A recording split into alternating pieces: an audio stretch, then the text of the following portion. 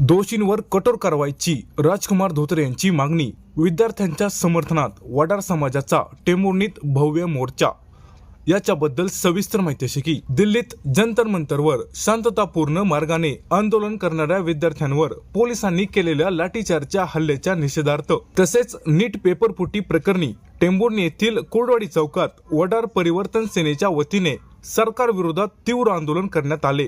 या आंदोलनादरम्यान वडार परिवर्तन सेनेचे संस्थापक राजकुमार उर्फ बाबा धोत्रे यांनी आपल्या भाषणात विद्यार्थ्यांवर बळाचा वापर करणाऱ्या दिल्ली पोलिसांवर आणि नीट पेपर फोडणाऱ्या आरोपींवर तात्काळ कठोर कारवाई करण्याची जोरदार मागणी केली।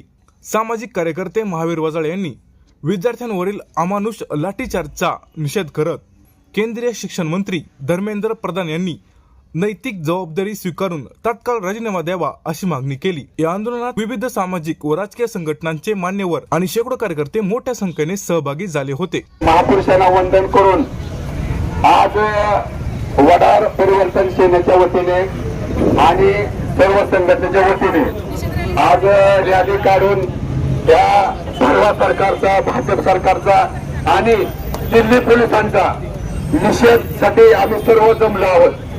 आज ज्या भाजप सरकारने दिल्लीत ज्या आपल्या लेकरा बाळांना जे आमानसून लाठीमार करून एका मुलीला जखमी करून ज्या भाजप सरकारने जी ऑर्डर दिली त्या पोलिसांचा पहिले मी सर्वात निषेध करून जाहीर निषेध करून त्यांच्यावर गुन्हा दाखल करण्यात यावा अशी माझी मागणी आहे। कारण त्या पोलिसांना संविधानाने हक्क दिलेला नाही एखाद्या माणसाला मारायचा। आज 18 वर्षाची मुलं आहेत, मुली आहेत, त्यांना जर आज लाठी काट्याने जर मारत असतील त्या पोलिसांवर देशद्रोहाचा गुन्हा दाखल झाला पाहिजे ही आमची संघटनेची मागणी असून सर्व संघटना, सर्व पदाधिकारी सर्वांनी येऊन मोर्चाला सहभाग झाल्याबद्दल सर्वांचं मी आभार मानून धन्यवाद देतो।